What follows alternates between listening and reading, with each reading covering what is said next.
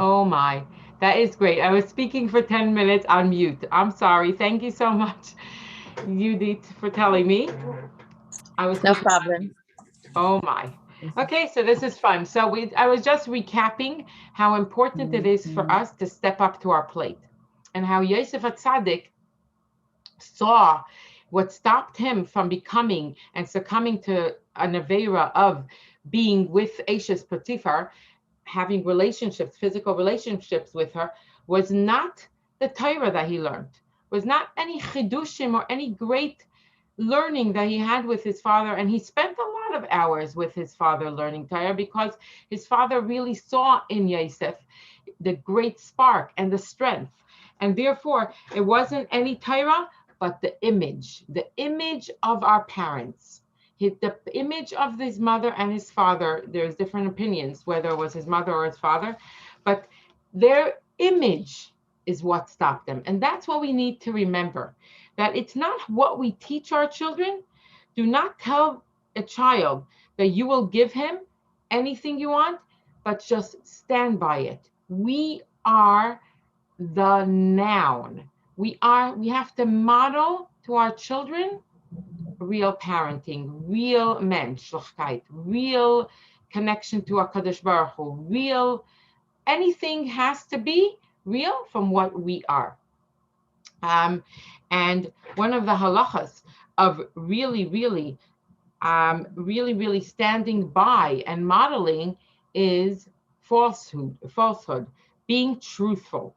Do not tell your child that you will give him or her something and then do not live up to the expectation and do not do what you said. For the child will thus be taught to say falsehood. The child will lie, and that's what the Gemara tells us. Now, it's very interesting when we're discussing falsehood.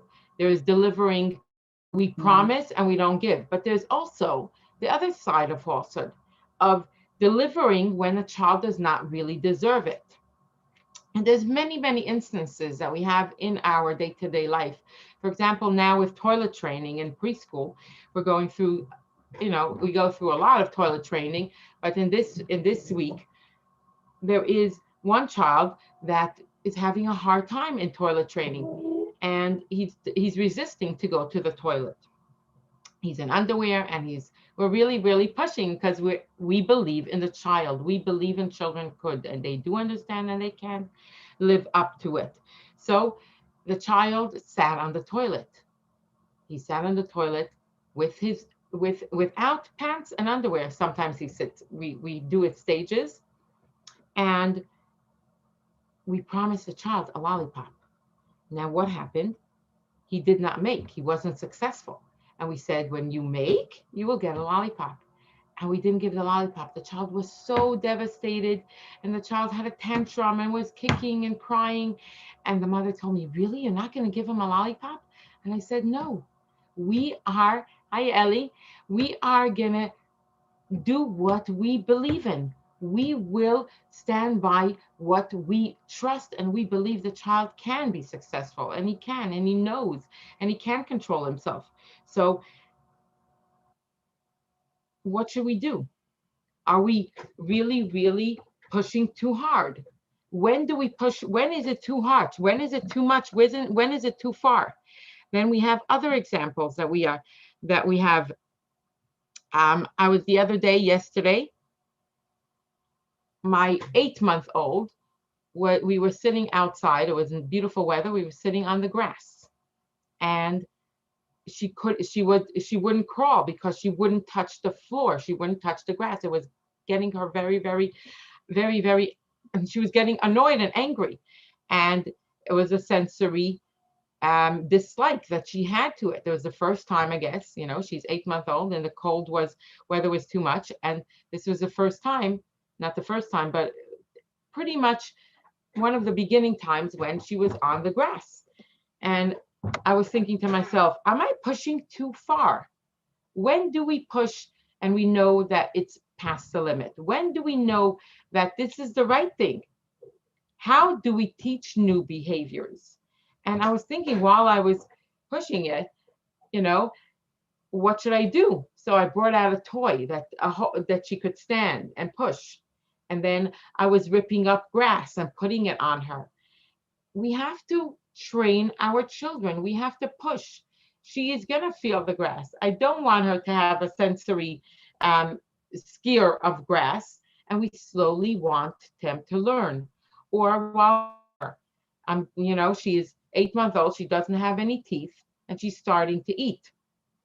And they make this feeding thing that has like a net over it that you twist it, you put the food inside and you twist it so that there's no choking, and she's chewing on it. So she's getting the food, the taste, but it's much more the juice and the squeeze of it, but still not the chewing of the piece of mango. The mango is in there, but she's getting some kind of lick or some kind of taste, but not it. And today I decided, I'm going to cut little pieces of mango. And it was amazing. She was chewing them. Then I gave her a whole piece, and she was chewing off big pieces. And I was scared. Am I passing the limit? She can choke. So I was alert and there, getting it out from her, scooping it out from her, or climbing stairs. She's 8 months old. She's already climbing upstairs. What should I do?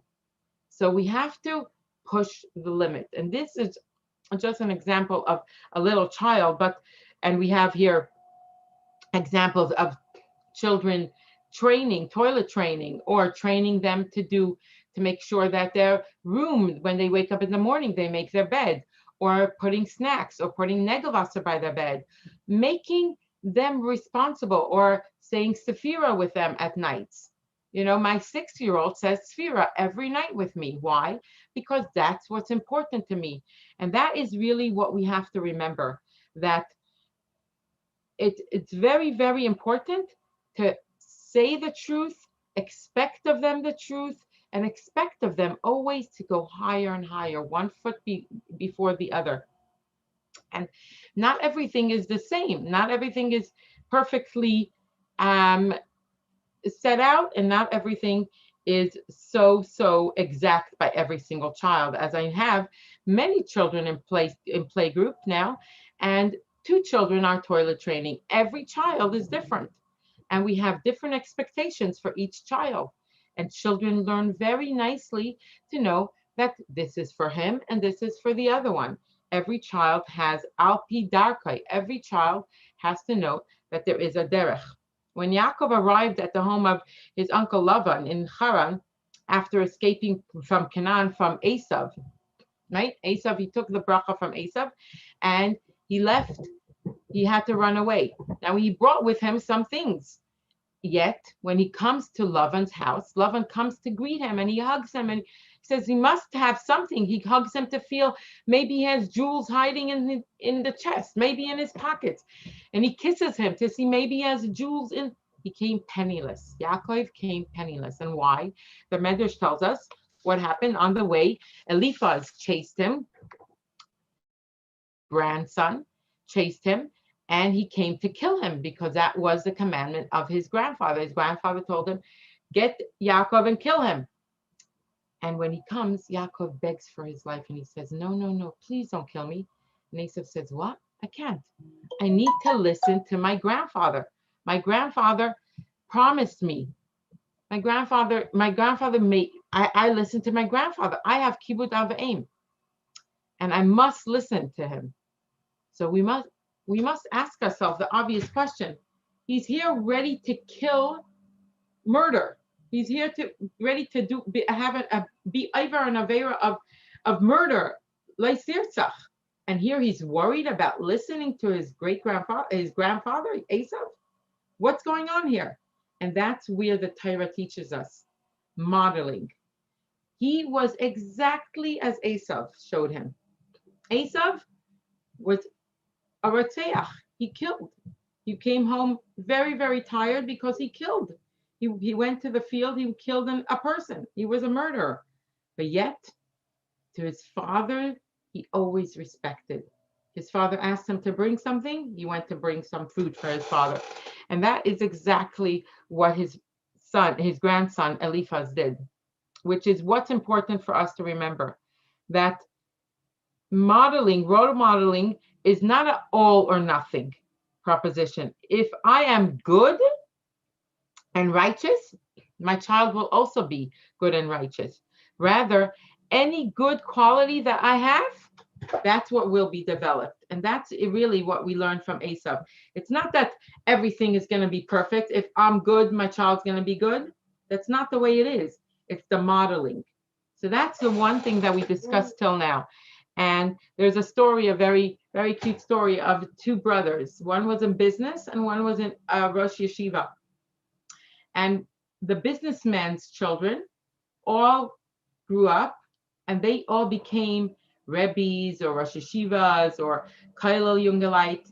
And the Rosh Yeshiva's children all became business people. They weren't interested in the Torah way, in the Rosh Yeshiva, in the Kollel, in the Rebbe type of method. They wanted business. And the two brothers met and they said, this is so funny.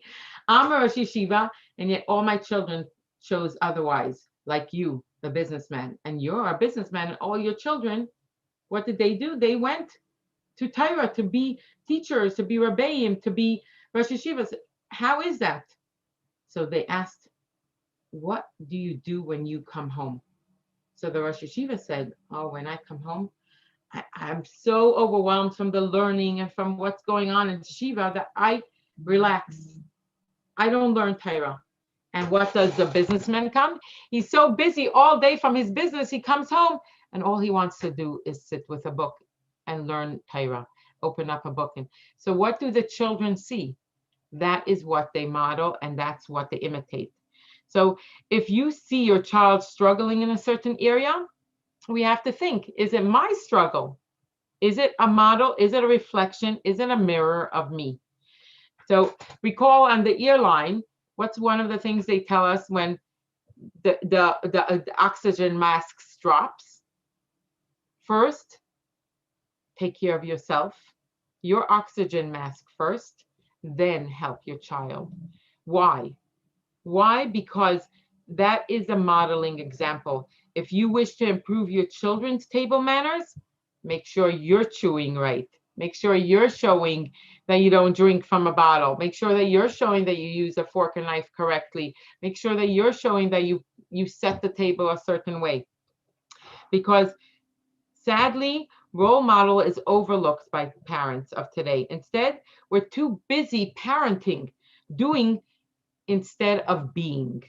And that is very, very important. It's easier to fight for one's principles than to live up to them. And that's what we need to remember. We need to live up to it and be it. Be that noun of a parent. Live up to be a parent, because Hashem promised you this child. Hashem gave you this child, and you are responsible. You can do it, but we need to live up to it. It is work. It's not easy. At the end of the day, every person has their free will. So nothing is a full-fledged guarantee. Unfortunately, we need to invest and put our efforts into it. As we know in the Chumash, you know, who were Esav's parents? None other than the biggest tzaddikim, Yitzchak and Rivka Imenu. And Rivka Imenu, her parents were idol worshippers. So it's not foolproof, everything, but we need to do our part. So that's the first thing. The first thing we need to remember is that we are the noun. We are the parent, and we need to live up to it and set the stage that we should be the perfect models. And if we don't, we still can testify and say, look, I'm working on it, but be honest. Live up to your standards, work on them, and you can be a great, great, great model.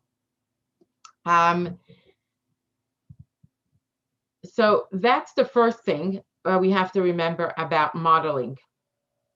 To develop and enhance qualities in our own lifestyle that we want in our children. Be it. Be that noun of a great parent and model correctly. The next thing is, after modeling, as we mentioned before, educate a child according to his way. So we can be models in a certain way, yet each child has their own derech, has their own path. So that's the first thing of the noun that we mentioned till now. Be that role model. Be that noun of a perfect parent, or not a perfect parent, but a working parent on yourself, on your traits, on being a good model. Then the next thing is, the pasuk is saying that parenting requires not only being, not only the noun, but also the verb. The verb of following a certain thing, each child according to his way, according to his derech. Even the best parents who are stellar role models need to be proactive. We need to have a great game plan. For each child, their own education is different. Furthermore, it is imperative that they revisit their plan every so often. And that's why, I don't know if you have these things, but I heard this and I took upon myself to say your child's kapitel every day. What does that mean? That when a child is not 1 year old yet, you say kapitel aleph. When a child is 1, you say kapitel beis. When a child is 2, you say kapitel gimel. Because you're always saying for that where he is. So if a child is 5, you're saying kapitel vav, right? If you know the gematrias, I hope it's clear. But what does that mean? That means that you're connecting to that child at that moment, because a game plan always changes.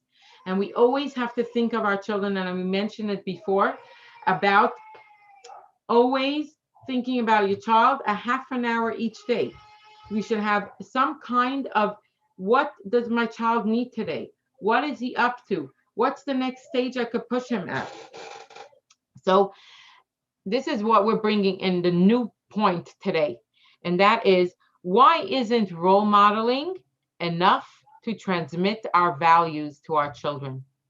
We think, until now we were discussing being a role model, set that stage, set that pattern for that child. But that's not enough, because a role model is one way. Our children are not going to be exactly like us. And that's why we have to remember and think about a plan for each child. Each child needs its own plan, its own way. So I want to discuss more different situations which I go through on a day-to-day basis of pushing our children past our limits. We discussed about my little baby, my 8-month-old, of different things, of food, of steps, of grass, children of toilet training, having a game plan and pushing past the limits and knowing that we could, believing in our children, that we could push past the limits. What about adults? So today, my daughter, I spent a lot of money on a Rachi Sheitel from Israel.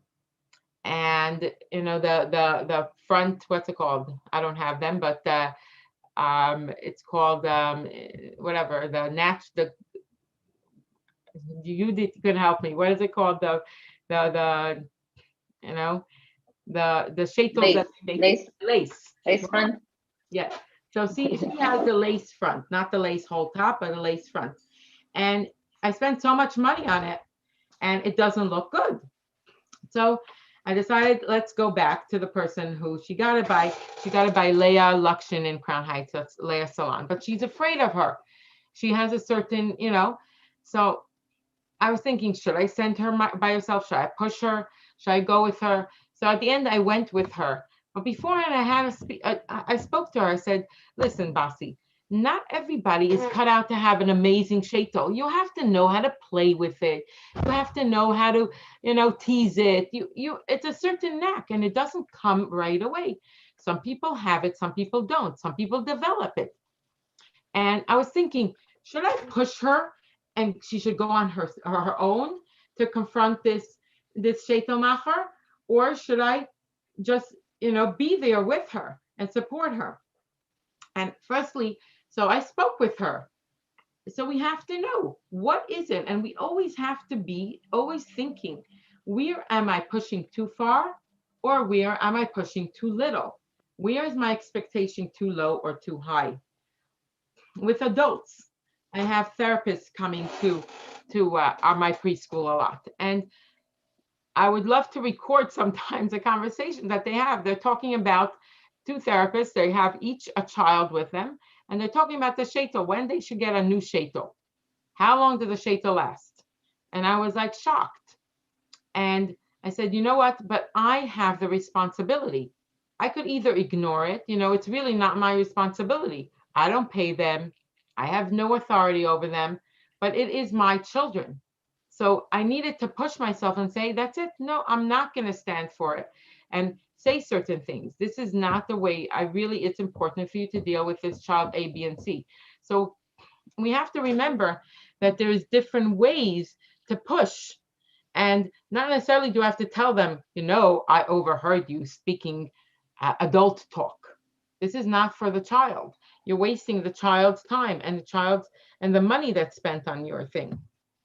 But there is strategies to do. How should we push adults to do the right thing when they're not always, being ethical or the right, spending the time in the right thing? So I want to read to you something that Nechama Sussman, I don't think she's with us, she's on a plane, she shared with me.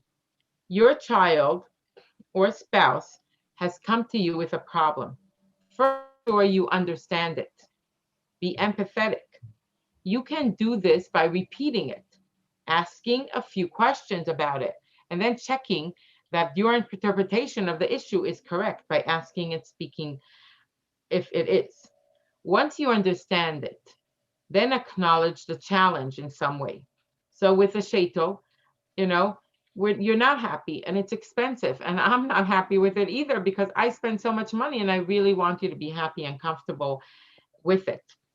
So repeat it, understand, be empathetic. I can see why you're upset, confused, worried, or that parent that was worried. Why aren't you giving my child a lolly? Because I believe in the child. I understand that it's hard to see your child having a tantrum, but he's going to push through it because we believe in him, because we believe that he can make in the toilet. I can see why leave a bit of space here so that the person can ask for help if he or she wants it. You can just nod meanwhile and appear sympathetic. If no help is asked for, you ask the person, do you want my advice? Respect the answer and proceed accordingly. So it needs a lot of patience, a lot of understanding, but our child is our responsibility. Our child is here for alone for us. We can't make them do things. We can't force them to do things, but we can push and we can believe and we can create and we can model and we can get them far. Here's another thing that Nechama shared with me. She's on the plane. You and your child, your older child, aren't equals. We discussed this before in another lesson. Except in your value as a human being, that's where you're equal. There is still a hierarchy in the family. You are in charge, you are the teacher, you are the responsible party.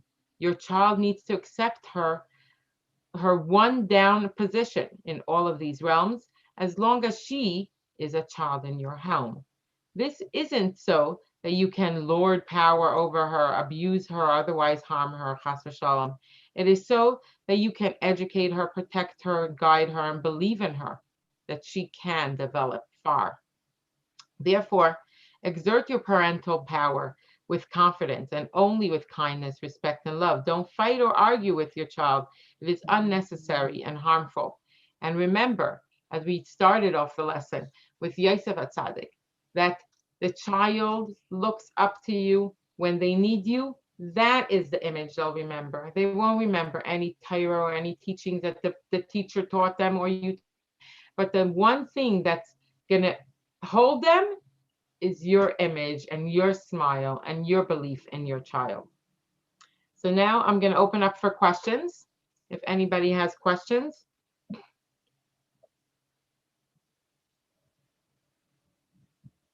Anybody? I don't know the question, but I wanted to share what happened. I spoke to you last year about that I wanted my daughter to be more encouraged doing her own snacks.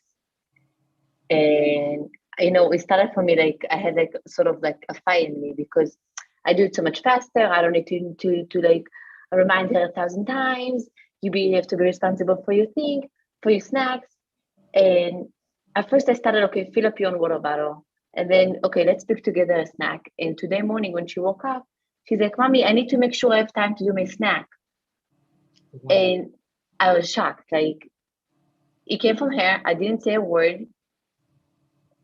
And it was amazing. Wow. It was nice. Right. So by me today, I don't know if I did the right thing. My son came home very, very upset because there's a Lag BaOmer parade next week. And they're in their school, they're doing drumming. And he wanted to be part of the drum thing. And he's in 7th grade, and there's only for 7th and 8th grade that they could join the drumming. And he was late for the practice to try out. And he came home very, very upset because they said that he came too late. So he can't join in the drumming, which is next week, Friday. And I was like, I feel bad. So I interfered. I called up the teacher and I said, is there a possibility still to join? And he said, sure, he can come tomorrow from 6 to 7. It was so easy, but I felt like maybe I intervened and the child he's not learning anything to do things on his own. Like he gave in too quickly. Should I have let him more suffer? Or maybe I should have spoke to him to go over to the teacher and speak. Maybe he should really, as a 7th grader, he should really come up to the plate, and maybe I fixed it too fast. Like it's too quick. We want to fix things. We want our children not to have pain. We want our children to be successful. We want our children not to have that struggle. But we have to remember that struggle makes them more stronger. I don't think he should miss out on the drumming thing, but I think I fixed it too fast. Like it would have been much better if he went over and he confronted the organizer. But maybe what you just said, like that empathy that you showed him, you know, next time that he's gonna have a struggle, he's gonna remember that you were there for him, you know. It could be this way also. Right, You right. never know what I agree with you because I'm also like that. Like I do think that my kids has to deal with their own stuff. You know, they're much younger, but we never know like where it's gonna catch him, you know, in that sense. So I don't know. I was like, it was too quick of a fix. And I said, uh-oh, maybe I just stepped over where I shouldn't have been. I should have waited it out, discussed it with him. You know, if he should have gone tomorrow to the Rebbe or to the organizer and said, I think it's important to build in our children. You know, but Mm-hmm. I don't know. I hope I didn't mess it up too much for him. But we're still mothers, you know. Right, right. No, so like I was raised, I wasn't in eighth grade, I was a valedictorian, and my father was like, really? She's not something special. Like my parents never believed in us. We were nothing special. We were just the ordinary kids. We weren't too smart. And it was we never got a lot of confidence and a lot of, wow, you're amazing, or hugs. And sort of you try to fix that. And it's not always so good because there's a certain good thing in that tough love in a certain way. And we have to remember that balance. It's so difficult, but the balance is so, so important. Mm-hmm. So let's hear from someone else. I'm speaking too much. Any other questions? Everything is good?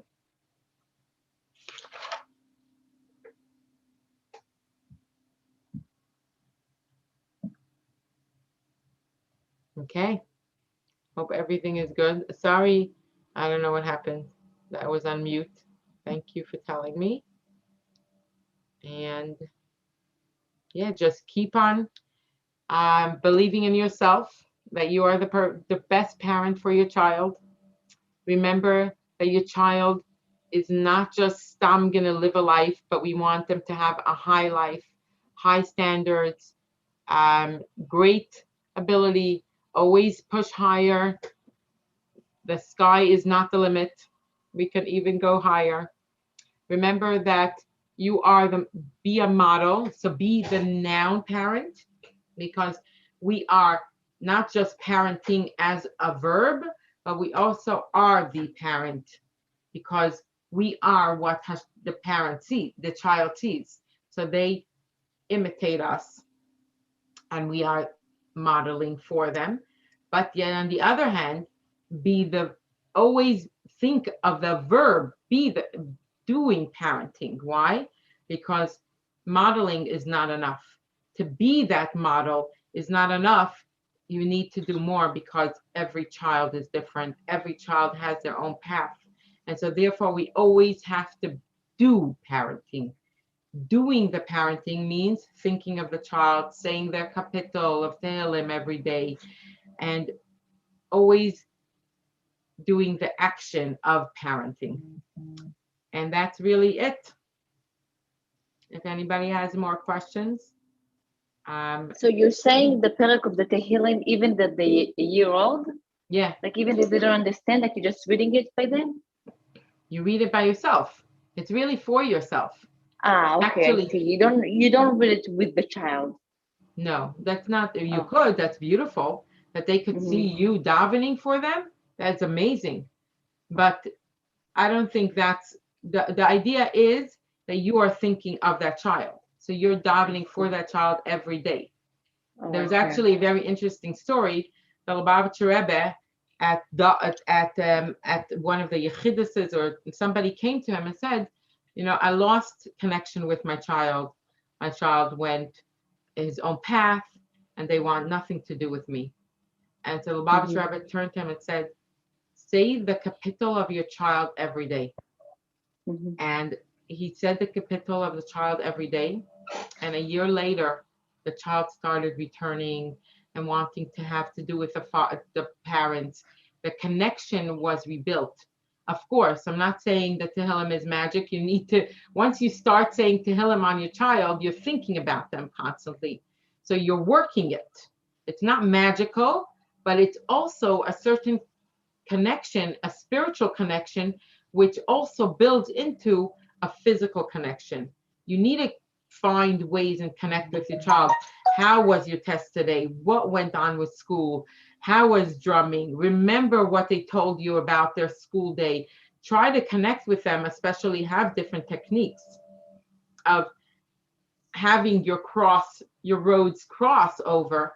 But there's also that spiritual element of connecting with your child, of always being there for your child, and connection. Connection is the most important thing for children. And it doesn't ever end once you marry them off too. Anyway. Thank you. Thank you very much, everybody. And Mitzvah Hashem next week. We'll see you. Have questions ready. Please. Thank you. Get your questions. Thank you so much. Have a great week.